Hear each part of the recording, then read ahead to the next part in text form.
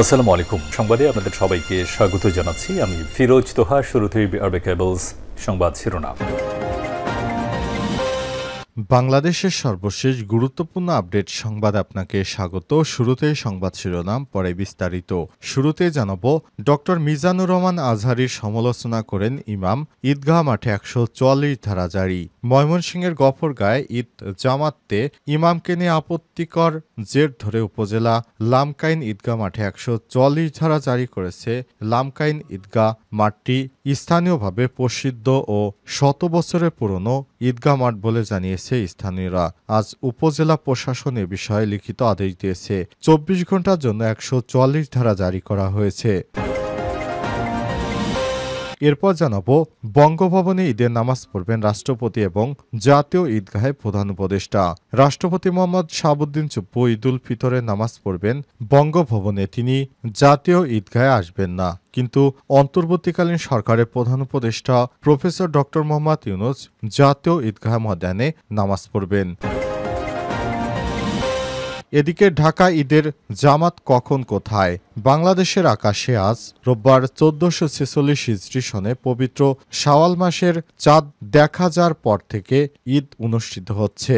আর সোমবার ৩১শে মার্চ সারা দেশে পবিত্র ঈদুল ফিতর উদযাপিত হচ্ছে। জানাবো ঢাকার কখন কোথায় কয়টি জামাত অনুষ্ঠিত হবে। গুরুত্বপূর্ণ সংবাদ, সঙ্গেই থাকুন।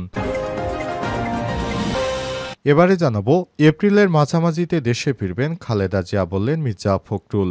বিএনপি চেয়ারপারসনের সাবেক প্রধানমন্ত্রী খালেদা জিয়া এপ্রিলের মাঝামাঝি সময়ে দেশে ফিরতে পারেন বলে জানিয়েছে দলটির মহাসচিব মির্জা ফখরুল ইসলাম আলমগীর। আজ গুলশানে দলের চেয়ারপারসন রাজনৈতিক কার্যালয়ে এক আলোচনা সভায় মির্জা ফখরুল এসব কথা বলেন। এদিকে প্রধান উপদেষ্টার সঙ্গে সেনা প্রধানের সাক্ষাৎ। গণপ্রজাতন্ত্রী বাংলাদেশের অন্তর্বর্তীকালীন সরকারের প্রধান উপদেষ্টা প্রফেসর ডক্টর মোহাম্মদ ইউনূসের সঙ্গে সৌজন্য সাক্ষাৎ করেছেন সেনাবাহিনী প্রধান জেনারেল ওয়াকারুজ্জামান। আজ রাষ্ট্রীয় অতিথি ভবন যমুনায় সাক্ষাৎকার অনুষ্ঠিত হয়েছে। সেনাপ্রধান অন্তর্বর্তীকালীন সরকারের প্রধান উপদেষ্টাকে বিভিন্ন বিষয়ে, দেশের আইনশৃঙ্খলা পরিস্থিতি নিয়ে বিভিন্ন অগ্রগতির বিষয়ে প্রধান উপদেষ্টাকে অবহিত করেন।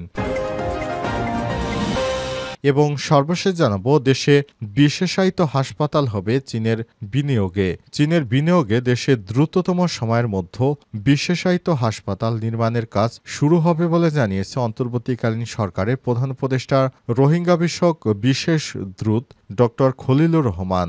আজ রাজধানীর ফরেন সার্ভিস একাডেমিতে এক ব্রিফে চীন সফর উপলক্ষে আয়োজিত এক প্রেস ব্রিফে তিনি সব তথ্য জানিয়েছেন। প্রিয় দর্শক, এতক্ষণ শুনছিলেন সংবাদ শিরোনাম, এবারে বিস্তারিত। তবে তার আগে বন্ধুরা, অনুরোধ থাকবে সংবাদটিতে একটি লাইক দিন। এই চ্যানেলে আপনি নতুন হয়ে থাকলে আমাদের সংবাদটি দেখতে দেখতে চ্যানেলটি সাবস্ক্রাইব করে রাখুন। কমেন্ট করে বন্ধুরা আপনার মূল্যবান মতামত জানিয়ে দিন আপনি বিশ্বের কোন দেশ থেকে বা বাংলাদেশের কোন স্থান থেকে আমাদের সংবাদটি দেখছেন এবং শুনছেন। আর বন্ধুরা, এই সংবাদটি আপনার সোশ্যাল মিডিয়া ফেসবুকে বন্ধুদের মাঝে শেয়ার করে দিন, যাতে করে তারাও আপনার মতো এই লেটেস্ট আপডেট সংবাদগুলো সবার আগে দেখতে পায়। এবারে বিস্তারিত। মিজানুর রহমান আজহারীর সমালোচনা করেন ইমাম, ঈদগাহ ১৪৪ ধারা জারি। ময়মনসিংহের গফরগাঁয়ে ঈদ জামাতে ইমামকে নিয়ে আপত্তিকর জের ধরে উপজেলার লামকাইন ঈদগাহ মাঠে ১৪৪ ধারা জারি করা হয়েছে। লামকাইন ঈদগাহ মাঠটি স্থানীয়ভাবে প্রসিদ্ধ এবং শত শত বছরের পুরনো ঈদগাহ মাঠ বলে জানিয়েছে স্থানীয়রা। রোববার ৩০শে মার্চ দুপুরে উপজেলা প্রশাসন এ বিষয়ে লিখিত আদেশ দেয়। উপজেলা নির্বাহী কর্মকর্তা এনএম আবদুল্লাহ আল মামুন স্বাক্ষরিত ওই আদেশে বলা হয়েছে, আসন্ন পবিত্র ঈদুল ফিতরের নামাজ আদায়কে কেন্দ্র করে ওই একই স্থানে দুই পক্ষের মধ্যে রক্তক্ষয়ী সংঘর্ষ ও আইন শৃঙ্খলা পরিস্থিতির অবনতির আশঙ্কা করা হয়েছে। তাই লামকাইন ঈদগাহ মাঠে এলাকায় রোববার সন্ধ্যা ৬টা থেকে পরবর্তী ২৪ ঘণ্টা সব ধরনের মিছিল, মিটিং, সমাবেশ, লাঠিসোঁটা, অস্ত্রশস্ত্র, বিস্ফোরক দ্রব্যাদি ব্যবহার পরিদর্শন, শব্দযন্ত্র ব্যবহার, বেআইনি অনুপ্রবেশ, নিষিদ্ধ জারি করা হলো। স্থানীয় একাধিক বাসিন্দাদের সঙ্গে কথা বলে জানা যায়, পাঁচবাগ ইউনিয়নের লামকাইন ঈদগাহ মাঠে ঈদের নামাজ পড়াচ্ছিলেন মোহাম্মদ আলী নামের একজন ইমাম। ১৭ বছর ধরে ঈদগায় নামাজ পড়ানো এই ইমাম আওয়ামী লীগপন্থী ওলামা লীগের রাজনীতির সঙ্গে যুক্ত। এমন অভিযোগ এনে এলাকায় একটি পক্ষ তাকে অপসারণের দাবি করেন। পক্ষটি মোহাম্মদ আলীকে ঈদের জামাতে ইমামতি করতে না দেওয়ার ঘোষণা দেয় এবং স্থানীয় প্রশাসনের কাছে লিখিত অভিযোগ করে। কিন্তু অপরপক্ষ এই অভিযোগটি তারা আমলে নিয়েছে এবং তারা বলছে যে এই ইমামই নামাজ পড়াবেন। দুই পক্ষের এ ধরনের পাল্টাপাল্টি অভিযোগের পর এলাকায় সংঘর্ষের আশঙ্কা থেকেই উপজেলা প্রশাসক এই ধরনের নির্দেশনা জারি করেছেন। তিনি বলেছেন, ১৪৪ ধারা জারি থাকবে আগামী ২৪ ঘন্টা, যাতে করে কোনো ধরনের সংঘর্ষের ঘটনা না ঘটে।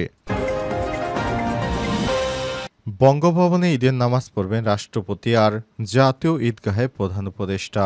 রাষ্ট্রপতি শাহাবুদ্দিন চুপ্পু ঈদুল ফিতরে নামাজ পড়তে জাতীয় ঈদগাহে আসবেন না। তিনি বঙ্গভবনে ঈদের নামাজ পড়বেন। তবে অন্তর্বর্তীকালীন সরকারের প্রধান উপদেষ্টা প্রফেসর ড মোহাম্মদ ইউনূস জাতীয় ঈদগাহ ময়দানে নামাজ পড়বেন। রোববার ৩০ মার্চ সন্ধ্যায় বাইতুল মোকাররম মসজিদে জাতীয় চাঁদ দেখা কমিটির বৈঠক শেষে ধর্ম উপদেষ্টা ড আফম খালিদ হোসেন এসব তথ্য জানিয়েছেন। ধর্ম উপদেষ্টা বলেন, বাংলাদেশের আকাশে পবিত্র শাওয়াল মাসে চাঁদ দেখা গিয়েছে। সেই অনুযায়ী আগামীকাল সোমবার সারা দেশে যথাযোগ্য মর্যাদায় ধর্মীয় ভাব গম্ভীর্যের মধ্য দিয়ে পবিত্র ঈদুল ফিতর উদযাপিত হবে। রাষ্ট্রপতি সাধারণত জাতীয় ঈদগাহ ঈদের জামাত আদায় করে থাকেন। তবে গত ৫ই আগস্ট ছাত্র জনতার অভ্যুত্থানে আওয়ামী লীগ সরকার পতনের পর রাষ্ট্রপতি বাইরের কোনো অনুষ্ঠানে অংশগ্রহণ করছেন না। এরই ধারাবাহিকতায় তিনি রাষ্ট্রপতি তাই বঙ্গভবনে নামাজ আদায় করবেন এবং প্রধান উপদেষ্টা জাতীয় ঈদগাহে নামাজ আদায় করবেন। রাষ্ট্রপতি ঈদের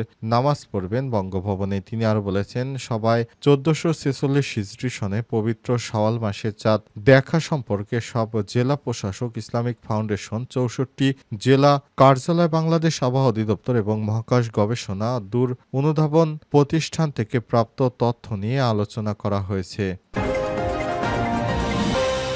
ঢাকা ঈদের জামাত কখন কোথায়? বাংলাদেশের আকাশে আজ রোববার ১৪৪৬ হিজরি সনে পবিত্র শাওয়াল মাসের চাঁদ দেখা গেছে। আগামীকাল সোমবার ৩১শে মার্চ সারা দেশে পবিত্র ঈদুল ফিতর উদযাপিত হবে। এবার রাজধানীতে ঈদুল ফিতরের প্রধান জামাত সকাল ৮:৩০টায় জাতীয় ঈদগাহ ময়দানে অনুষ্ঠিত হবে। এছাড়াও পবিত্র ঈদুল ফিতরের ৫টি জামাত অনুষ্ঠিত হবে জাতীয় মসজিদ বাইতুল মোকাররমে। জাতীয় ঈদগাহ ময়দানে ঈদুল ফিতরের প্রধান জামাতে অংশ নেবেন প্রধান উপদেষ্টা ড মোহাম্মদ ইউনূস, সুপ্রিম কোর্টের বিচারক, উপদেষ্টা পরিষদের সদস্য, রাজনীতিবিদ সহ সব শ্রেণী পেশার মানুষ। বাইতুল মোকাররম জাতীয় মসজিদের খতিব মুফতি মোহাম্মদ আব্দুল মালেক ইমাম হিসেবে এই জামাতে দায়িত্ব পালন করবেন। কারি হিসেবে থাকবেন বাইতুল মোকাররমের মুয়াজ্জিন মোহাম্মদ হাবিবুর রহমান। প্রধান ঈদ জামাতের জন্য ইতিমধ্যে প্রস্তুত করা হয়েছে হাইকোর্ট সংলগ্ন জাতীয় ঈদগাহ মাঠ। সেখানে একসঙ্গে প্রায় ৩৫,০০০ সাধারণ মানুষ নামাজ পড়ার ব্যবস্থা করা হয়েছে বলে জানিয়েছে ঢাকা দক্ষিণ সিটি কর্পোরেশন। ঈদের জামাতকে কেন্দ্র করে নেওয়া হয়েছে ৫ স্তরের নিরাপত্তা ব্যবস্থা। সংশ্লিষ্ট ব্যক্তিরা জানিয়েছেন, আবহাওয়া প্রতিকূল হলে বা অন্য কোনো কারণে জাতীয় ঈদগাহ মাঠে জামাত অনুষ্ঠান সম্ভব না হলে সকাল ৯টায় জাতীয় মসজিদ বাইতুল মোকাররমে ঈদের প্রধান জামাত অনুষ্ঠিত হবে। জাতীয় মসজিদ বাইতুল মোকাররমে সকাল ৭টা থেকে পবিত্র ঈদুল ফিতরে জামাত শুরু হবে। এরপর ১ ঘন্টা পর ৩টি জামাত এবং পঞ্চম ও সর্বশেষ জামাত সকাল ১০টা ৪৫ অনুষ্ঠিত হবে। সকাল ৭টায় প্রথম ঈদ জামাতে ইমামতি করবেন বাইতুল মোকাররমের পেশ ইমাম হাফেজ মুফতি মাওলানা মুহিবুল্লাহ বাকি। সকাল ১০টায় চতুর্থ জামাতে ইমামতি করবেন ইসলামিক ফাউন্ডেশনের অনুবাদক। ৯টায় তৃতীয় জামাতে ইমামতি করবেন ইসলামিক ফাউন্ডেশনের মুহাদ্দিস ড মাওলানা মুফতি ওয়ালিউর রহমান। বেলা ১৫:১১টায় পঞ্চম এবং সর্বশেষ জামাতের ইমামতি করবেন ইসলামিক ফাউন্ডেশনের মুফতি মোহাম্মদ আবদুল্লাহ মুকাব্বির, থাকবেন খাদেম মোহাম্মদ রুহুল আমিন। সকাল ৮টায় দ্বিতীয় জামাতে ইমামতি করবেন সিনিয়র পেশ ইমাম হাফেজ মুফতি মাওলানা মিজানুর রহমান।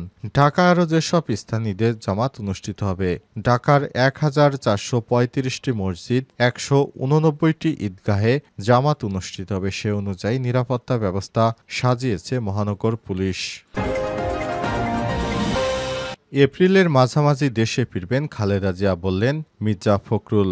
বিএনপি চেয়ারপারসনের সাবেক প্রধানমন্ত্রী খালেদা জিয়া এপ্রিল মাসের মাঝামাঝি সময় দেশে ফিরতে পারেন বলে জানিয়েছে দলটির মহাসচিব মির্জা ফখরুল ইসলাম। রোববার ৩০শে মার্চ দুপুরে গুলশানে চেয়ারপারসনের রাজনৈতিক কার্যালয়ে এক অনুষ্ঠানে সব কথা বলেছেন মির্জা ফখরুল। এ সময় তিনি বলেছেন, আমি পুরোপুরি শিওর নই, তবে ম্যাডাম আগামী মাসের মাঝামাঝি দেশে ফিরতে পারবেন। উল্লেখ্য, বিএনপি চেয়ারপারসন বেগম খালেদা জিয়া লন্ডনে তার ছেলের বাসায় বিএনপির ভারপ্রাপ্ত চেয়ারম্যান তারেক রহমানের বাসায় রয়েছেন। এর আগে তিনি চিকিৎসার উদ্দেশ্যে লন্ডনে গিয়েছিলেন, কিন্তু তার চিকিৎসা শেষ হওয়ার পর তিনি তার ছেলের বাসায় বর্তমানে অবস্থান করছেন। সেখান থেকে লন্ডনে ভার্চুয়ালি বিভিন্ন বক্তৃতায় লন্ডন থেকে বিএনপির ভারপ্রাপ্ত চেয়ারম্যান তারেক রহমান বক্তৃতা দিয়ে থাকেন।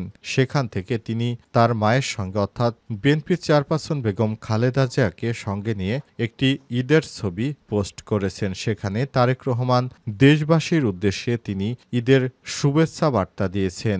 এছাড়াও বিএনপির ভারপ্রাপ্ত চেয়ারম্যান তারেক রহমানের পক্ষ থেকে ২৩০টি পরিবারকে ঈদের উপহার সামগ্রী আজ উপহার দেওয়া হয়েছে।